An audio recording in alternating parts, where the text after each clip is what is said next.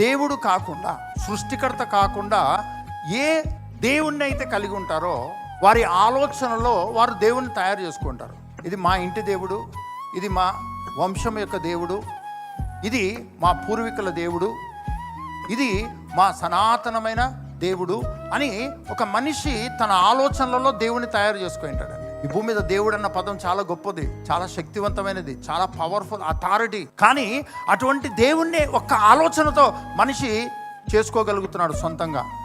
అయితే క్రైస్తవ జీవితము ఏం చెప్పబడుతుంది, బైబిల్ గ్రంథం ఏం చెప్తుంది అంటే, మానవుడు దేవుణ్ణి చేసుకొని, దేవుణ్ణి తన ఆలోచనలలో దేవుడు ఎట్లుంటే బాగుంటుందని డిజైన్ చేసుకొని అలా జీవిస్తున్నటువంటి, ఎట్టుబడితే అటు తిరుగుతున్నటువంటి మనుషులు ఉన్నటువంటి ఈ లోకంలో యేసుక్రీస్తు ఈ భూమి మీదకి శరీరధారిగా వచ్చి ఆయన ప్రతి మానవుని కొరకు ఆయన రక్షణ కార్యం జరిగించాడు.